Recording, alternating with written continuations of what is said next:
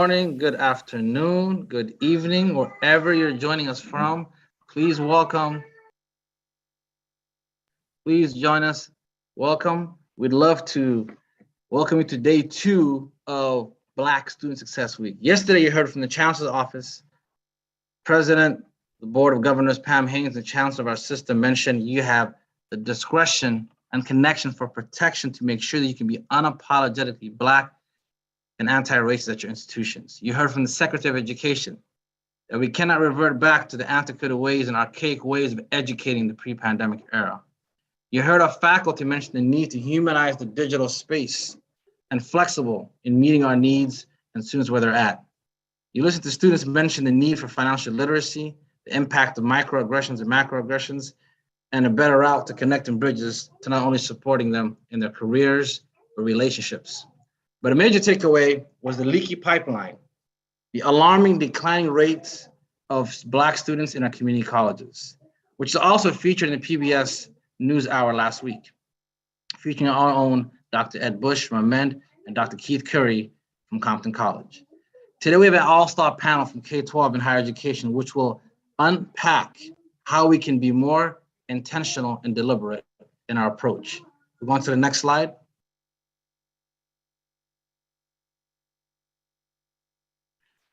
We'd like to thank our sponsors for allowing us to have this presentation today. Keenan, Connects Ed, Liberty Cassidy and Whitmore, San Diego Mesa College, North Orange Continuing Education, El Camino College, Cypress College, as well as Fullerton College are the gold sponsors. And the silver sponsor is the Foundation for California Community Colleges, the UC's Office of the President, the California Community Chancellor's Office, Compton College, Victor Valley College, as well as Atkinson, Andelson, Loya, Rudd, and Romo. We're excited for all of you here today. Today is going to be solution-based. We're going to talk about some data. We're going to have practitioners, policymakers, K through 12, higher education, around everywhere you go about Black student success. So with that being said, I'd like to turn over to my phenomenal colleague, Eric Handy and Katrina Linden. If we go on to the next slide, please, who will be taking us through the rest of the day. Eric, the floor is yours, my brother. Thank you, Dr. Bull. Yes, yesterday, Twitter was active, no doubt. No, seriously, y'all was going in, and we love to see it. We highly encourage you to post, screenshot, tweet, retweet, add your thoughts, highlights from the daily webinars to keep the conversation going. Remember to use the hashtags Black Student Success Week, hashtag the Black Hour. You never know, you might be a winner, chicken dinner. Today, we have not one, but yes, 2 winners for Taco Tuesday. Listen, I like my shrimp tacos in 2s, but no, seriously, 2 people have won a $100 Uber Eats promo code from Black Student Success Week. Clap it up, shout them out. Today's winners are from IG, Miss Deja, and from IG, Miss Carolyn Scott. Please message us. We will get those promo codes to you. Remember, every day during Black Student Success Week, 1 lucky winner, well, today 2, but however, 1 lucky winner will receive up to $100 in Uber Eats codes. And as a bonus, 50 additional winners will receive $20 Uber Eats codes each day. Those winners will be randomly chosen from the daily registration list. To enter, follow us on Black Student Success, CA Black Student Success, register for the daily webinars, create a post or tweet using the hashtags the Black Hour or Black Student Success Week. Lastly, you might have seen shirts, hoodies, or these fire bucket hats that we are all wearing, right? We're wearing these hats to commemorate the Black Student Success Week, and proceeds from Black Student Success Week of the merchandise goes directly to our students' hands. You can purchase the merchandise using the link in our bio on our social media. Today's agendas, I'm excited about. No leaks. We will continue to have courageous conversations about securing the pipeline for Black student success. Presentation on Black student enrollment in community colleges, K through 12 professionals and leaders panel, as well as a Q&A. Now, for our first presenter, a passionate and hardworking Richmond, California native. That's the real Richmond too. If you know, then you know. This individual is committed to improving higher education outcomes for all students, regardless of where they grew up and their background, but especially our Black students. Dr. Lundy Wagner earned her bachelor's degree in civil and environmental engineering at UCLA, her master's degree in education at Stanford University, and a PhD in higher education at the University of Pennsylvania. She also was a postdoctoral scholar in engineering education at Purdue University. Yeah, simple and sweet. She knows what she's talking about. Welcome, none other than the Vice Chancellor for Digital Innovation and Infrastructure, California Community College's Chancellor's Office, Dr. Valerie Lundy Wagner. Thank you, Eric. Thank you. That's so nice. Yes, I'm Valerie Lundy Wagner, super excited to be with you here from Richmond, California. It's important that we do this work. I think really people who know me know that I am all about confrontation. I think it's not a bad thing if we're gonna fix the work that we know, isn't really serving our students as well as it could. What I'd like to do today is talk a little bit about some of the larger trends. I think right now at the system office, what we're really trying to pay attention to is enrollment declines and where and how that happens. Of course, that has happened sort of across the board nationally, but it's certainly very acute here in our office. And in particular, how that then, I think, implicates how we think about systematically improving Black student success. Everyone here knows that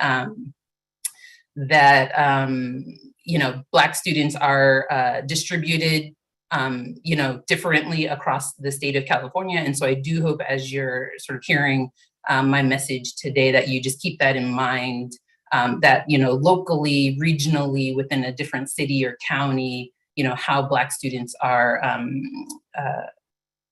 organized or showing up may be different, but that my perspective is really at the system level. So next slide, please.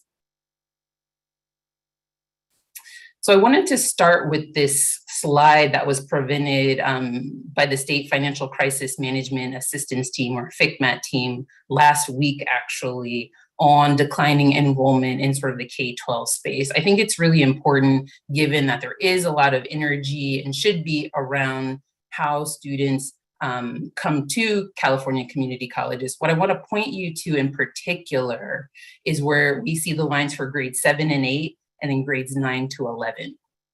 So these are individuals who could be participating or engaging with community colleges through dual enrollment programs.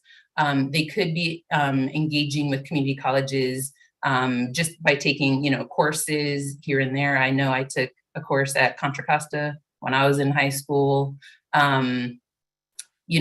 It's important to see that this is where we're seeing some of the biggest declines. And so what that means for California community colleges as they think about who they target and how they target folks to sort of right the trends that we've been seeing as a result of the pandemic. Next slide, please. This next slide, the previous one was just sort of general about the different grade levels. This one is really about what are the trends looking like for Black and African-American students. Of course, you can see they're at the top. The declines are somewhat middling when you compare them to some of the other groups. But I think, of course, this is all against the backdrop of a reality where, I think if anyone's been paying attention in the last, 10, 20, 30 years, we've seen the Black population in the state of California shift significantly. So moving out of cities, people who used to live in like Oakland, for example, moving to Antioch or places like that, people who used to live in LA, moving out to the Inland Empire, people moving up north even because of the cost of living. And then of course, those folks who have just left the state. And so as we think about this larger context of Black and African-American and demographic patterns, we need to also then situate them also in how that's showing up in our K-12 schools. And then what that really means for the California community colleges system at the state level. Next slide, please. So then, it's important to think about, where we are in terms of those high school students that are sort of leaving, that are sort of coming into, that are leaving high school, so those graduates. So here what you see are the last 3 years cohorts of Black and African American students. You can see the cohort size. You can see how many of those students earned a traditional diploma after 4 years. And then of those students, how many are eligible for CSU and or UC admissions.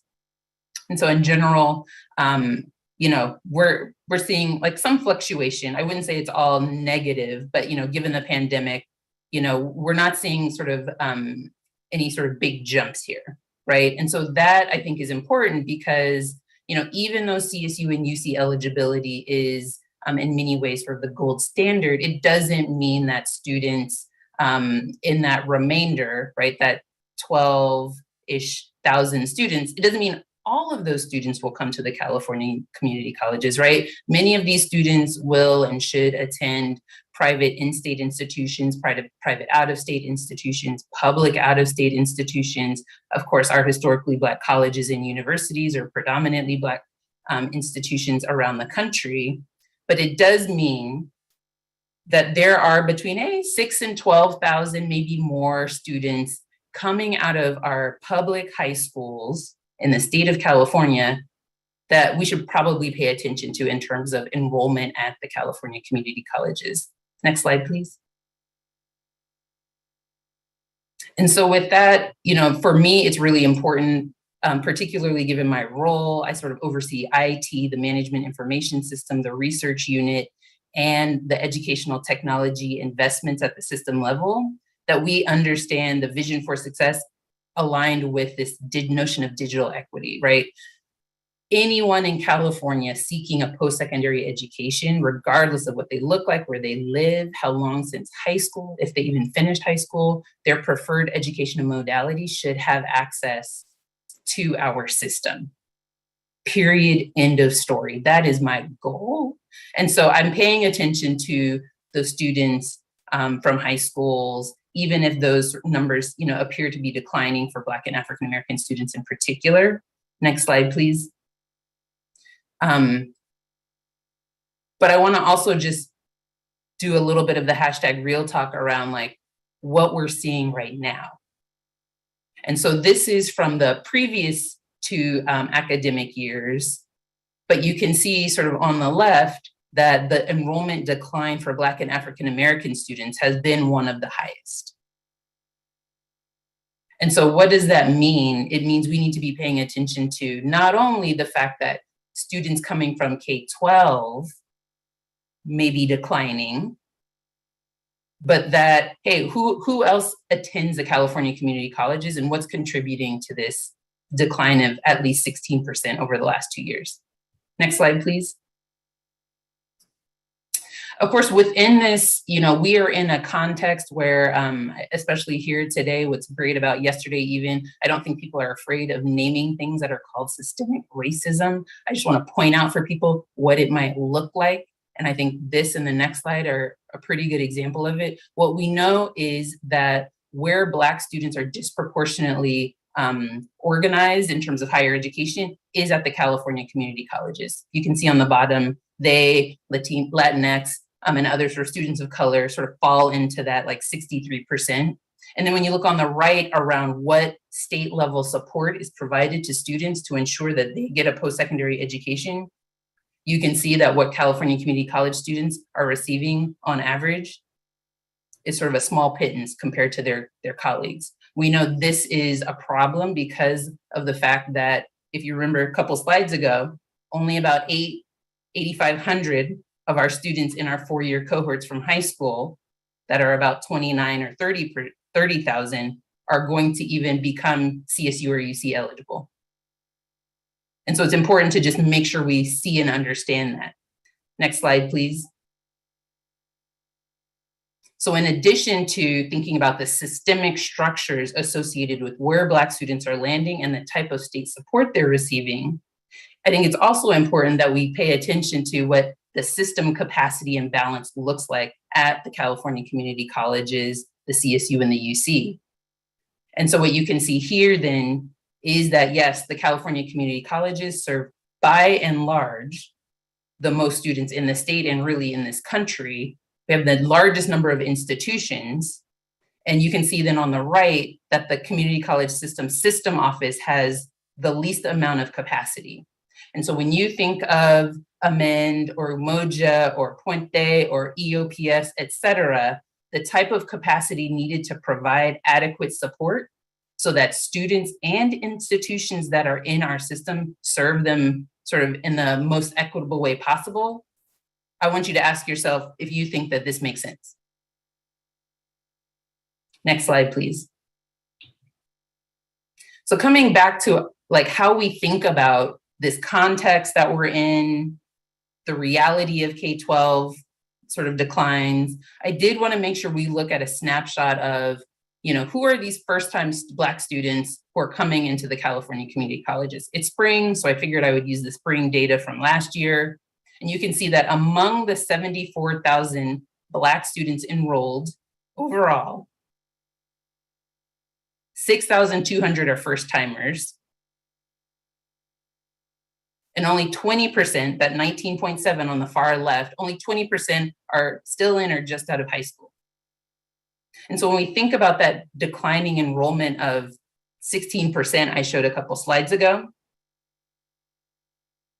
it's important to think about where might that sort of group of the folks that we're losing, where do they fall in this? It's possible they're first timers that are coming straight out of high school. Next slide, please. But it's also very possible, the reality is the middle chunk that I've sort of noted here, the 20 to 24 to 30 to 34, that represents more than half of the Black students in our system. So we need to really pay attention to that. And I see the comment that we should pay attention to 35 to 49.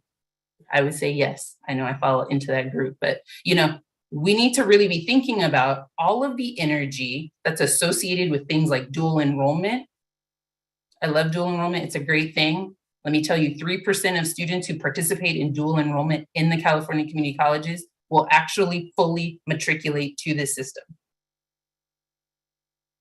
3%. And so when we think about the amount of money that is associated with that, we need to think about, we already know it's inequitable from research from PPIC, the Wheelhouse, and others in terms of who has access. It's not Black students. But all of that energy is not on the vast majority of Black students in our system. Next slide, please. And so it brings me to this notion of students who have some college and no degree. Anybody who knows anybody, especially I would say in the Black community, knows somebody who went to a California community college and did not finish. They didn't transfer. These are those folks, some college and no degree. What you can see from this research that California Competes did a couple years ago, they note that there are 6 million adults with some college and no degree across the state. You can see the different percentages range from about 36% in the Bay to, let me see, 71% in Imperial Valley. So let's please make sure that when we're thinking again about enrollment declines, the demographic changes that are happening, I really encourage people to confront their assumptions that we need to put the lion's share of our attention in high schools. Now, we do need to pay attention to them. I don't wanna, don't get me wrong, but I wanna make sure we understand that the vast majority, almost 80% of Black students in this system are over 20 or over, and we have millions of Black and African-American people throughout this state who have some college and no degree. And so there is a great opportunity, untapped potential that we should be paying attention to. It's really, I want to say, critical, this population, for what we know and understand about long-term labor market outcomes, right? Social and economic mobility. This is the reason why our forefathers have all been saying, you know, the power is in education, right? So that you can get those jobs, right? Serve your family and your community. When we prevent folks who are in those middle ages, we don't pay them attention, we are undermining this like social fabric of our communities. Now, does everybody have to go to college all the time? No. But we should be clear on who and where we're putting our energy. Next slide, please.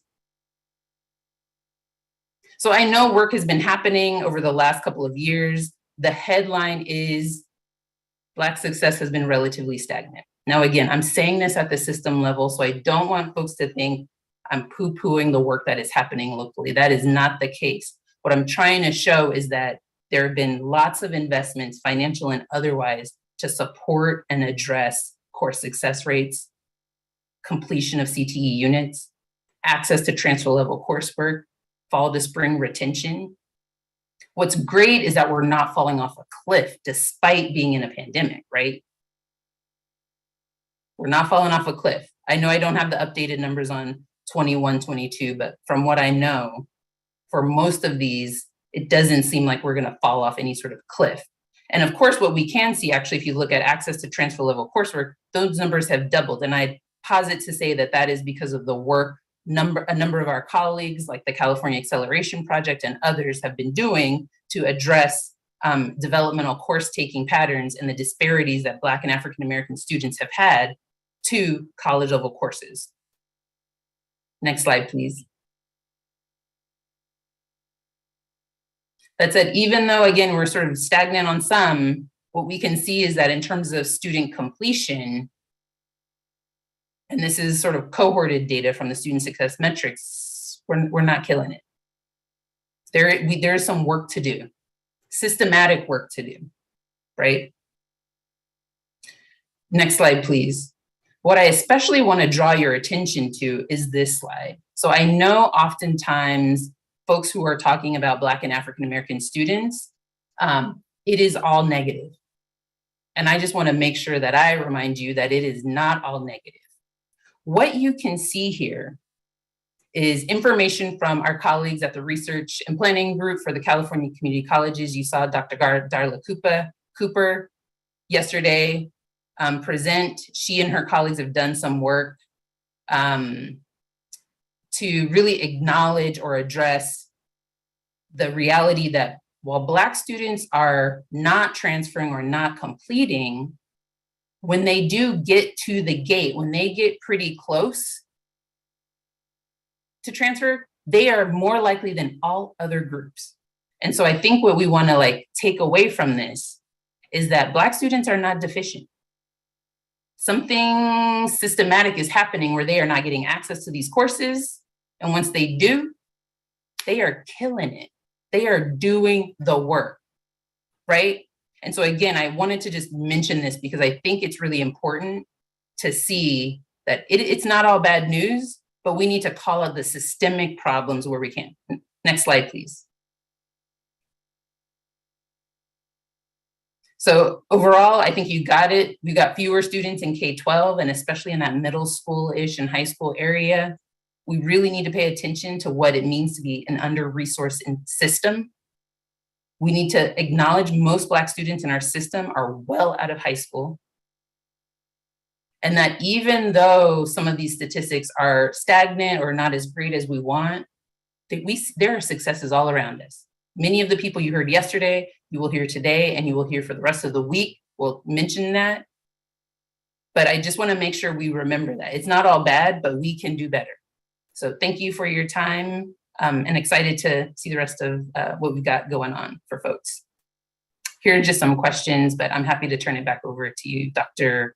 Bull and other facilitators. Thank you so much, Dr. Lundy Wagner.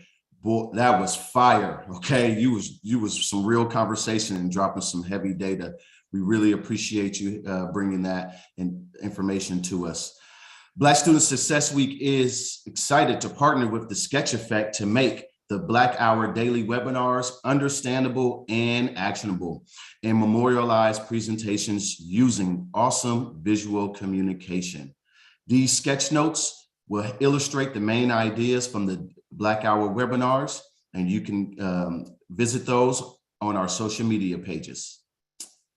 Next is a gentleman I had the pleasure of working with at a nonprofit in Oakland.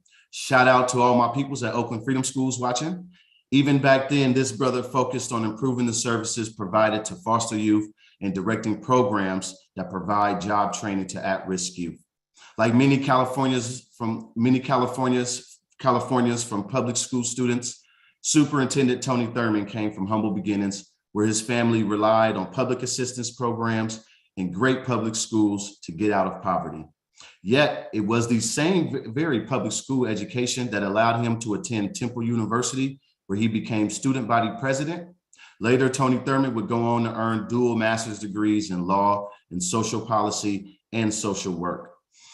Superintendent Tony Thurman is leading efforts to bolster social, emotional, and counseling resources, champion community schools, create blueprints for expanded outdoor learning and summer programs, and support programs to help students recover and accelerate their learning. Responsible for the largest public school system in the nation with more than 6.3 million students. That's right. More than 6.3 million students in over 10,000 schools. My brother, whom I know isn't feeling well today, still made his time to be with us for the Black Hour. The 28th California State Superintendent of Public Instruction, Tony Thurman. Thank you, Brother Eric, for that kind introduction. And thank you for giving just a little bit of space and buffer from the powerful remarks of Dr. Lundy Wagner. As difficult as they are to hear, they are compelling, and they help to center us on where our work must go to support Black student success. And so thank you, Dr. Lundy Wagner, and I'm grateful to be able to call you a neighbor in Richmond as well. A shout out to the rich, but shout out to all of our communities across California.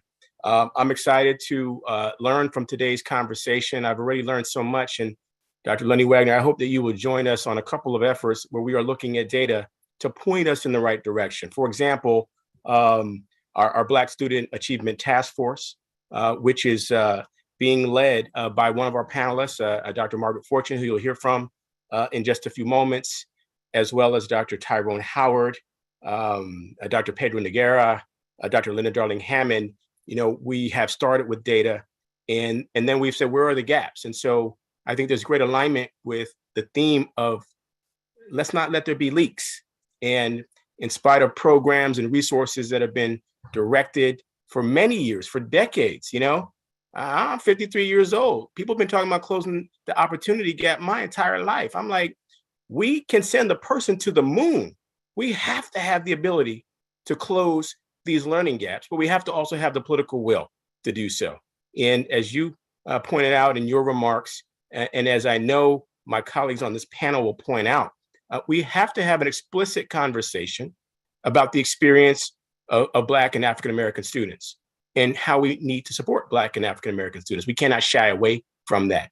And interestingly enough, when we focus our efforts on Black and African-American students and propel achievement for our students, we're also building the achievement for all students. But we have to be explicit that we have to call out the need to support Black student achievement. That's why I created the task force. And a number of my team are on today, and they'll help to put some things in the chat about how to get involved with the Black Student Achievement Task Force. We'd like for you all to work with us. And with the task force that we just launched to focus on declining enrollment, to help us dig into the data to find out where did students go and why? Why are students and families leaving? A number of you, like my brother Eric, you know, we've been working in Oakland for a long time. We worked on freedom school programs. You're going to hear from Brooklyn Williams, who's on our staff. He's a great freedom school leader. You know, Eric and I worked in Oakland and, you know, trying to reduce chronic absenteeism, provide wraparound supports to African-American students and all students. And during the pandemic, we literally got on the phone with OUSD and with school districts like Inglewood and other places, literally to do outreach to families to find out where are they, because they didn't engage during the pandemic. This is a heartbreaking statistic as well. What we learned within days of the pandemic, that there were 1 million students who did not have access to the basic tools to stay connected to their educators in schools. They did not have access to computers and access to high-speed internet. And when we looked at the data of who, by and large, went without these data tools, they were Black students, they were Latino students, they were Native American students.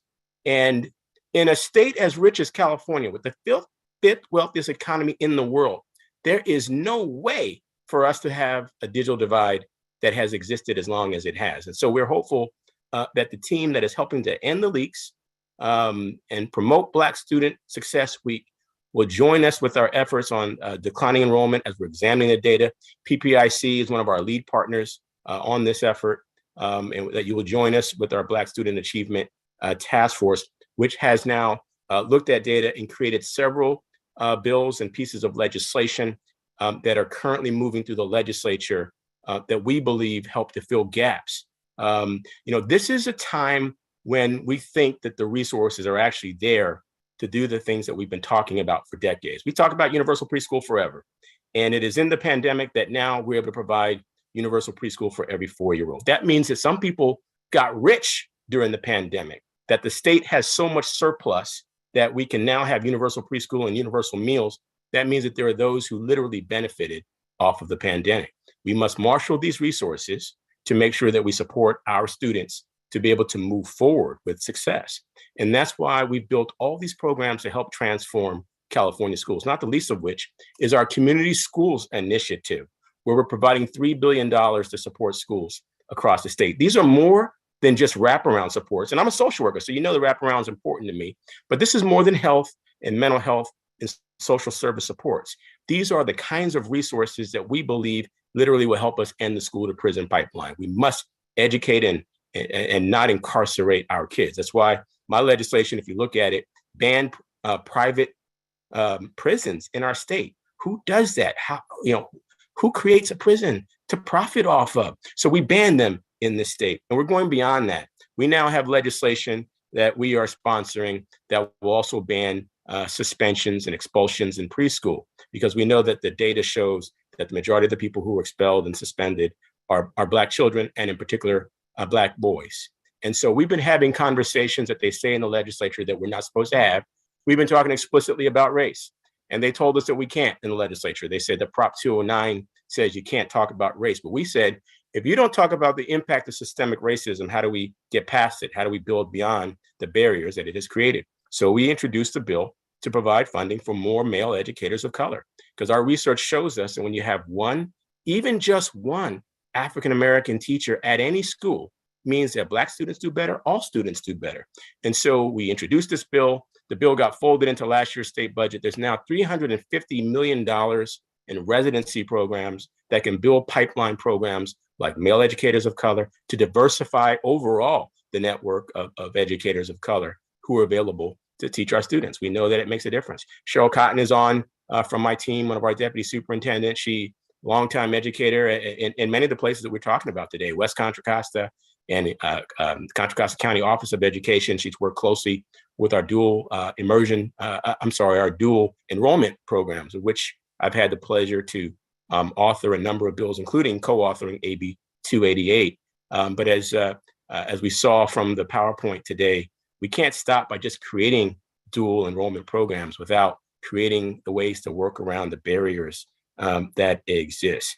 You'll hear from our colleague, Trustee Micah Ali, who's been leading Black electeds to have support for closing learning gaps and focusing on the work of Black students. You'll hear from Superintendent Aguilar in Sacramento, who's committed to this work. You've got great panelists ahead. I just hope that you will follow some of our bills and look at what we are asking the state in this May budget to support. For example, $3 million for implementing Freedom School funding at schools across the state. Freedom School improves, it is an Afrocentric, evidence-based literacy intervention where not only do kids do well, but kids have fun, they enjoy, they feel engaged. And we want to see Freedom School funded.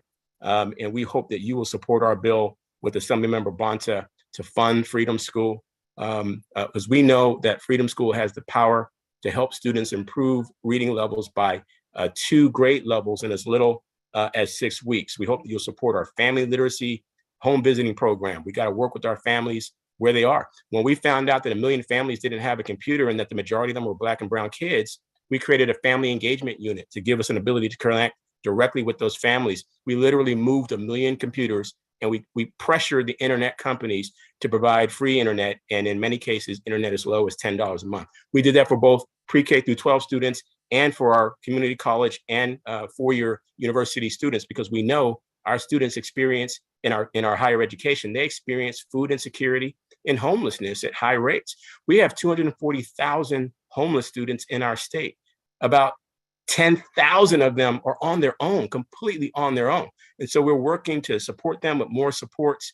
And we just last week launched a College for All campaign that will recruit and train 6,500 mentors who will mentor and tutor young people through 40 different universities and colleges in our state. This is our opportunity for our young people to see college students who look like them, who carry the message that you too can obtain higher education, but we have to build the supports to make sure that they can get there and overcome the barriers that were pointed out in the research by Dr. Lundy Wagner. And so 6,500 mentors working in our communities, working with our young people. By the way, this is a paid program.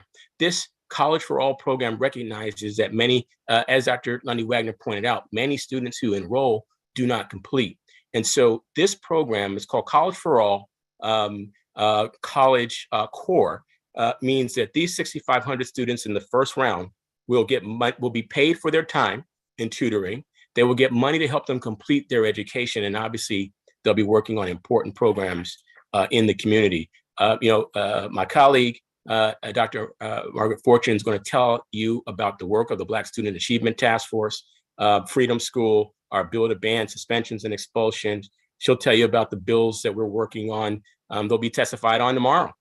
Bills that create a different way to fund the needs of Black students by focusing on students who demonstrate as the lowest performing, even though we know that our students can achieve. Our students are not the sum of their experiences. We know that they can overcome the barriers that are in their way, but it is our job to help remove those barriers that are in their way. Dr. Bull has let me know that we're approaching time. The last thing I'll share with you is that we are investing through a bill called SB 830 that would send $30 million to districts like Oakland to have more resources to stabilize their funding, to work with families who are chronically absent, to find out where those families are and bring them back to school. And so we hope that you will partner with us on these bills. We hope that you will partner with us on SB 1229, which will recruit 10,000 new mental health clinicians to support our students as they try to recover from the pandemic and the trauma of the pandemic. AB 2794, our de-escalation specialist bill that we're testifying on tomorrow. This bill means that schools would have resources of folks trained in restorative practice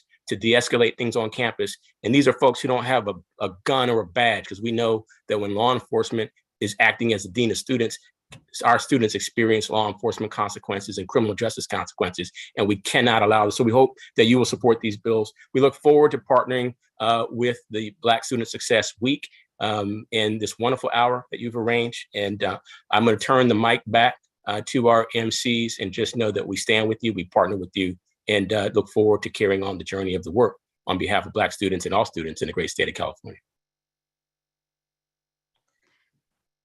Thank you so much, Superintendent Thurman. The work you're doing to close racial equity gaps for Black students across the state is so deeply valued. As an advocate for college access, I'm really excited to see the fruits of your labor in the coming months and years as we prepare our students to succeed in California colleges and universities. Thank you again. Thank you. Great. Well, for those of you who are just joining us for the first time this week, my name is Katrina Linden. I'm the Senior Legislative Affairs Manager at the Campaign for College Opportunity, and I'm really excited to launch our star-studded panel discussion on K-14 collaboration and Black student success. I want to start by introducing our panelists first. First up, we have Micah Ali, Board President of Compton College, or Compton Unified School District Board of Trustees, and the longest serving president in the history of Compton Unified. He works with school districts and education leaders across the US with a particular focus on helping school boards operationalize equity and high student expectations in order to secure real and measurable improvements in student achievement, student opportunity, fiscal administration, and board governance. Welcome, President Ali. Next up, we have Superintendent Jorge Aguilar of Sacramento City Unified School District. Superintendent Aguilar leads Sacramento City's more than 40,000 students in 75 schools. He brings over 20 years of K-12 and higher education experience with a strong focus and background on issues of equity, continuous improvement, and student achievement. Welcome. And next up, we have Dr. Margaret Fortune, President and CTU of Fortune School of Education, and is a leader of 9 K-12 public charter schools in both Sacramento and San Bernardino. Fortune's work is pointed toward one North Star to close African-American student achievement gaps. Fortune also operates Rex and Margaret Fortune School of Education, a graduate school that credentials teachers and school administrators for over 60 public school systems with the goal of addressing the state's teacher shortage. Welcome, Dr. Fortune. And last but not least, we have Dr. Shanti Hans, Vice President of Student Services over at San Diego Mesa College, bringing a breadth of experience that expands over 28 years in higher ed, working with the four-year and community college systems. She's driven by her college's vision of becoming the leading college of equity and excellence, and is a proud faith-based, family-centered, equity-minded disruptor of status quo and atmosphere shifter. Welcome. Well, to get us started on our conversation today, it'll be pretty free-flowing, but my hope is that we can reflect and discuss K-12 and community college collaboration, dual enrollment, and the valuable perspectives from our practitioners on how we can intentionally support Black student success and address persistent racial equity gaps in California. So my hope is our first question will really center us on exactly what dual enrollment is. And I'd like to open that up to whoever wants to address it. So what is dual enrollment? Well, dual enrollment is a part of legislation that's designed to enhance college and career pathways for minoritized and low-income populations or those who may be struggling with our educational system. So it is not simply an opportunity for those who are ready to take advantage of college and career pathways. It really is a deliberate approach to making sure that our Black students in particular have access to college and careers. And Katrina, dual enrollment can take various forms. It can look like middle college high schools. It can look like early college high schools. That's what we do at Fortune. We have an early college high school in partnership with Cosumnes River College, where Dr. Ed Bush is president, and Cal Poly San Luis Obispo. So our students graduate with a high school diploma and an associate's degree, and therefore they transfer into the California State University or the University of California as juniors and shave about $57,000 off of the cost of college. Dual enrollment is nothing new to California, and many students have done it in the past on their own. However, what the legislation did, for example, AB 288, was to codify and was to then encourage community colleges and K-12s to work collaboratively. And it's by far one of the most intrinsic pieces of legislation and opportunities for both systems to work collaboratively in order to define and truly underscore what equity is to look like. A word that is often tossed around is now cliche-ish. And so what we see in the data, and looking at the CAPS data to be specific, Black students in particular, rock bottom barrel. And we oftentimes hear about hiring diversity and inclusion professionals as if that's a panacea. What's needed? Teaching and learning and true opportunities to ensure that K-12 students can move into the collegiate space.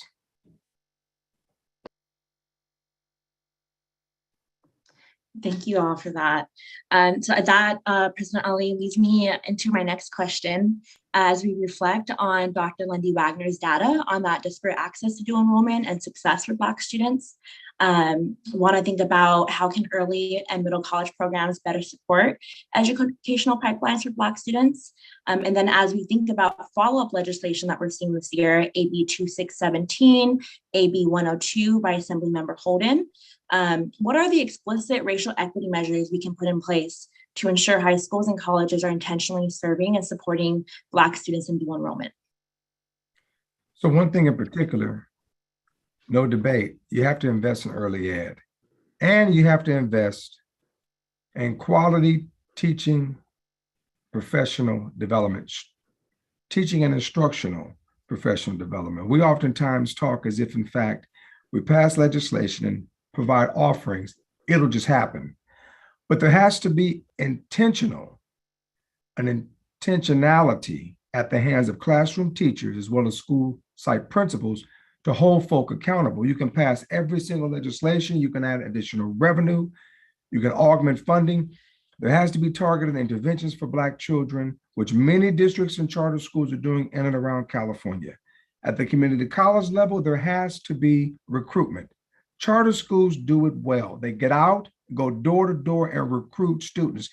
If the community college system wants Black students to attend, recruit them, as is the case for top tier universities recruiting athletes. They start identifying these students in 9th grade and they follow their career. The word we must underscore is intentional. Be deliberate, be focused, be resolute if we're going to drive systemic change in the lives of the 6.5% of Black children that are within California's K-12 construct, whether it be traditional K-12 and or charter. And I think that Trustee Ellie is absolutely right about the intentionality. And I'm sure that my colleague, Superintendent Aguilar, can give some examples from Sac City. I want to share with you what's happening in Sacramento County with regards to the Black Achievement Gap. The County Board of Education, at the behest of Fortune School, made a finding of fact that there was a severe and persistent African-American achievement gap that existed in all 13 of the county's school districts, such that there is no place that a Black family could go and not confront this achievement gap. And let's just put some numbers to that on a statewide basis. What that achievement gap means is that 67% of Black kids in the K-12 public school system in California are not reading or writing at grade level, 67%.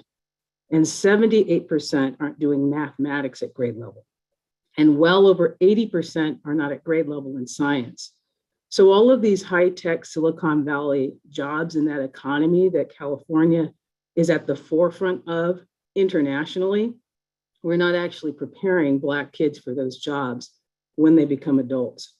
So that's why we formed a partnership with Cosumnes River College for the high school portion of a whole TK through 12 public school system that we've created. The County Board of Education approved us to open 9 schools in Sacramento. And as of the fall, they're all open. So we've created a whole feeder system that is majority Black, that's focused on closing the academic achievement gap by preparing kids for college starting in kindergarten through academic rigor. And now we have a wait list at our high school, and our high school is an early college high school. We have 160 students. At scale, we'll have 250 students. 59% of them are Black, 29% of them are Latino, and we graduated our first class. I saw somebody in the chat, one of my parents, whose scholar is now at UC Santa Cruz. Our partner in this is Cosumnes River College and Cal Poly San Luis Obispo. And our kids who are admitted to Cal Poly San Luis Obispo go on a full ride scholarship. 85%, let's talk about the results. One of Fortune School's pillars is focus on results. 85% of our students in our high school have some college credit. And that's compared to Black students statewide, it's in the single digits. So when we talk about having an intentional pipeline, one, it takes a long time. It takes a long time to take a kid all the way from kindergarten to high school graduation. But that's the type of intentionality, consistency, and determination that we have to have with our students and I will say this, and then I'm hoping to pass it over to the superintendent, that what we're talking about, our conversation is about Black excellence. We have to accelerate students to make progress, which is why we're bending time by getting them an associate's degree or some college credit at the same time that they are earning their high school diplomas. Thank you so much, Dr. Fortune, a great colleague and friend of many, many years. Thank you for the invitation to so many familiar faces. I just want to add that, Katrina, in terms of your question, what I'm hoping to see more and more is a stronger recognition of the fundamental disconnect in the end between K-12 and higher education. And that is not because I'm looking for legislation that creates greater accountability, but I also think that we have to achieve a nicer balance between closing that fundamental disconnect that exists between K-12 and higher education. I've been in public education all of my career, and about half of my career I spent in higher ed. The other half I've spent in K-12, and I'm still at a loss at why it is that the work between K-12 and higher education still depends largely on goodwill, on the relationships between superintendents, chancellors, and presidents in higher education. And the bottom line is we cannot scale goodwill. We just cannot scale goodwill to the level that our students deserve for us to be engaged in partnership work and deep discussions. Now, I could be wrong here, but over the past couple of years, certainly during the pandemic, maybe when my name is said, people don't want to invite me, but the reality is that I've had 0 meetings between K-12 and higher education looking at the effects of the COVID pandemic in how students might succeed or not succeed in higher education. So as we're starting to see research coming out about students not doing well, particularly post-pandemic, it's not a surprise, and it should not be a surprise. The reality is, again, we still base a lot of our work on an opt-in culture, dual enrollment included, but also because of that fundamental disconnect, again, we are still advancing great partnership work. By the way, I mean, I'm proud that as soon as I became superintendent in 2017, we signed an intersegmental MOU to share data between Sac City, UC Merced, UC Davis, Los Rios Community College, and Sac State, and we continue to do it.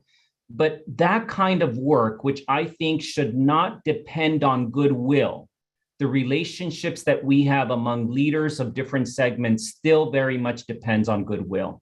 And I'm hoping that we can find a way to have more honest and open conversations about that.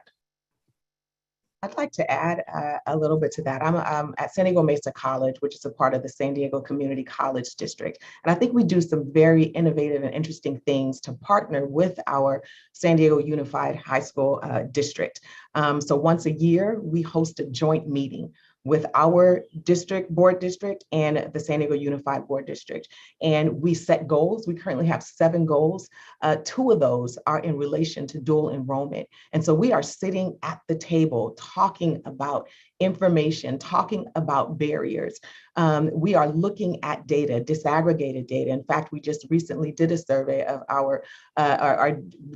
did a deep data dive looking at the data of our students in dual enrollment programs and the impact that COVID has had. And we're able to identify some specific areas where we can work. And so I'm very happy about that work. And then your original question, Katrina, just about what is our role? As community colleges, it's our role to be relentless and honoring the very reason why our dual enrollment program was established. I saw somebody in the chat say that they had not quite heard it defined as that, but it's important for us to really understand why this was designed in the first place.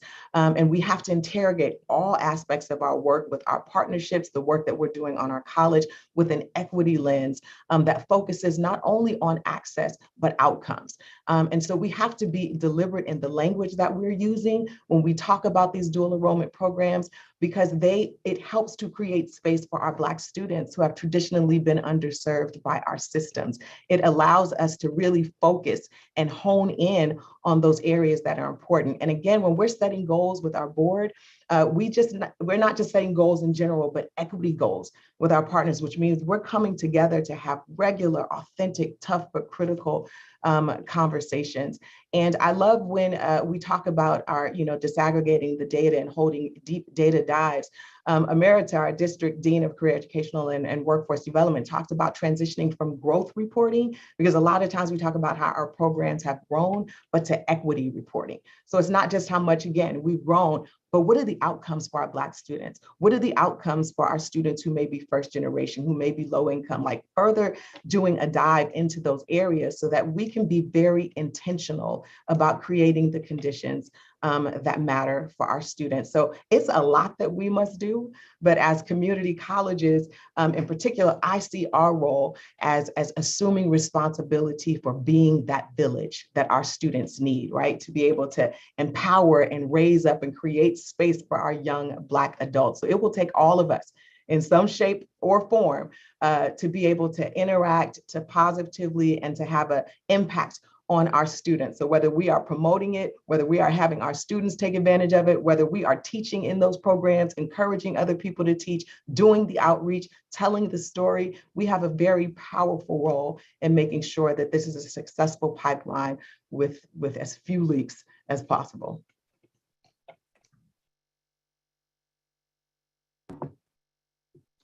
Amazing conversation, and the chat is blowing up with everything you all just shared. And I know we're right at time, but thankfully you all answered the questions I didn't get a chance to ask. Really appreciate your really reflective and insightful conversation. But I guess my final question for everybody, and we can start with Trustee Ali and go down the pin folks. What's next for K-12 public education, K-14 education for Black students? Where do we go from here, considering that really concerning data that was presented earlier on retention, enrollment, and success? What's your dream for K-14? So my dream, and if I had my druthers, it would be that, we would really focus on Black student achievement and Black student excellence and not just talk about it. I'm Black, last time I checked, and I can tell you a lot of talk in many circles within California. We cannot measure effort. We have to measure outcomes. The fact of the matter is that we have money and we've been afraid to even care about Black children over the years. Today, things have shifted, but it was never the case, even with the institution of the local control funding formula. And Margaret Fortune is keenly aware of the fight that we had with respect to a bill that she and I worked with Dr. Shirley Weber on many years ago to capture a population of Black students, simply left out of that. And so the reality is this: there's an academic senate at the community college that has a tremendous amount of power and influence. If we're going to really move concurrent dual enrollment, as well as college and career pathways, we're going to have to address that issue. But again, I go back to being intentional and being deliberate. This cannot be a bumper sticker moment. This cannot be a cliche or a hashtag. The reality is very simple. There is a problem in America. There's a problem in California, a state as liberal as we are. A lot of platitudes, a lot of backslapping. But in the end, Black children continue to underachieve. And the reasons why, they're not uneducable. Folk have to simply love them and simply care and want to lean in aggressively.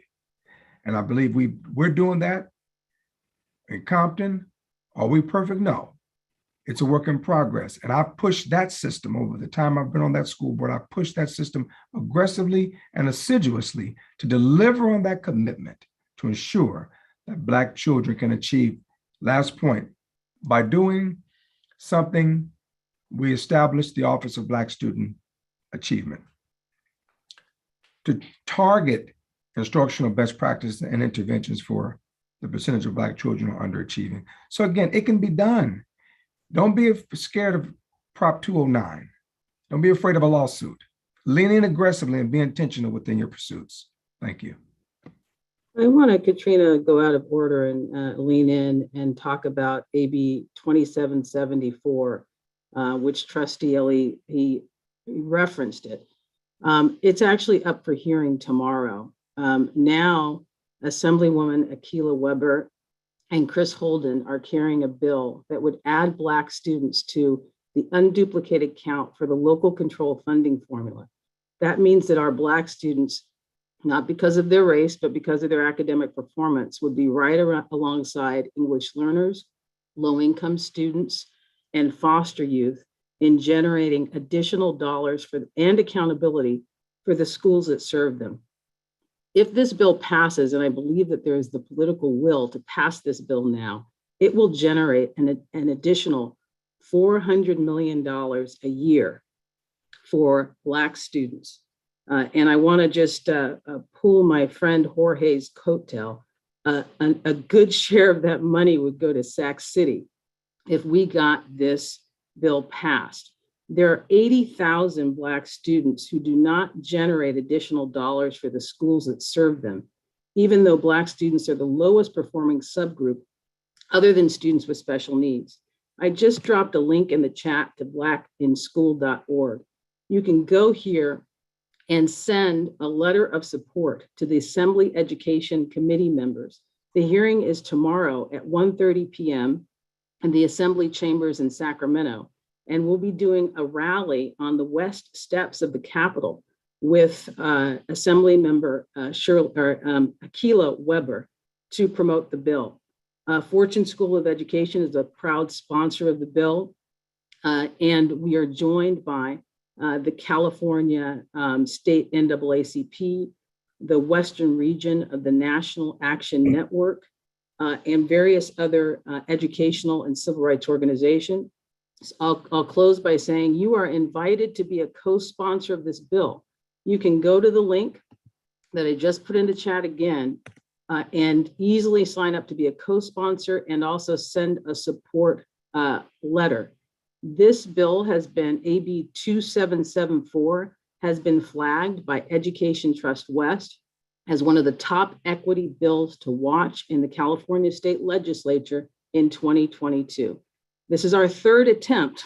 We started in 2018. This is our third attempt to get this bill passed.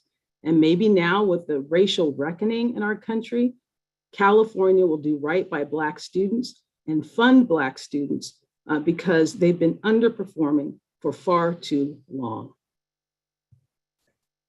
Can I just add, Katrina, both to Dr. Fortune's point and President Ali's point? One, just to commend President Lee, I heard that he was the longest serving school board member in Compton, and we need to recognize that, especially coming from urban school districts, both at the Board of Education level and at the superintendent level. It really is a shame that I've been here now 5 years, and I think I'm the longest serving superintendent in Sac City. That should not be the case, but neither should be the case that we overrate leadership stability either. And we have to stay very focused. And to his point, you also can't improve what you cannot measure. And so I say that we should come up with measurements that create, again, a stronger linkage, whether we legislate it or we depend on goodwill between what happens in that critical transition of 12 to 14. When you said K, all the way to K14, Katrina, we shouldn't celebrate A to G only without looking at how students are coming up the pipeline in terms of grade level proficiency, which Dr. Fortune mentioned. We shouldn't celebrate graduation rate increase or A to G rate increase without looking at retention rates of our students who then attend a community college, a CSU, or a UC. Again, all of those things can be done. We've been doing them in Sac City, but it largely depends on goodwill. And I'll add that, there's a saying that says that you can't heal what you don't reveal, right? So we need to think about in terms of where we go next, I think we have to go to the data, right? Because the data is going to reveal some critical and essential, undeniable information that will give us plenty of work to do. We need to go to our students. We need to hear their stories. We need to elevate their voices. We need to make sure that we are providing offerings that are relevant to their success and support that will help to uplift and empower them. We need to go to the intent of what this legislation was created for. And we need to get around tables and discuss and hold each other accountable, provide support. I think that we have to, with great intentionality, radically reimagine possibilities and outcomes for our students and deliver on the power, potential, and promise of this legislation for the success of our Black students. Amazing. Thank you all. I'm going to pass it over to Dr. Ed Bush, and thank you all for joining the panel today. Learned so much. And Dr. Ed Bush, passing it to you to close us out. Yeah, well over time, but I want you to do something for me really quickly. And most of y'all, I'm not on camera, so I'm going to trust you to do it. I want you to put your hand over your chest, take a breath, and then say to yourself, don't faint. Take a breath and say to yourself, don't faint. If you're like me, I'm feeling overwhelmed, overworked. I don't feel just tired, I feel fatigued. Doing battle in this work for racial and social justice is difficult and it is taxing. And as we close today, you don't need me to preach to you. You don't need to be yelled at. But I do want you to know that I see you, I thank you, and it's going to be okay. You are aware that there have been leaks and damage created by leaks in the pipeline for a long time.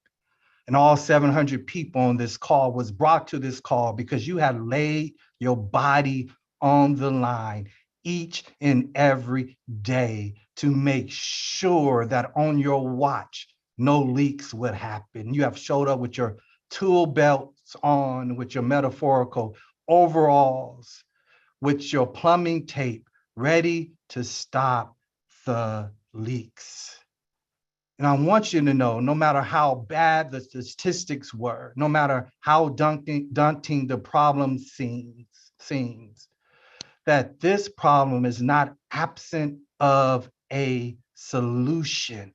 Just don't faint. We have the collective wisdom, passion, commitment, and energy to solve this problem, but don't faint. And I'm going to end with what has given me through this time. It's Galatians 6:9. It says, and let us not be weary in well-doing, for in due season, we shall reap if we faint not. We will get to the source of the leak. We will eradicate structural and institutional racism. But we will not get weary in well-doing, and we will not faint. Thank you and enjoy the rest of your afternoon.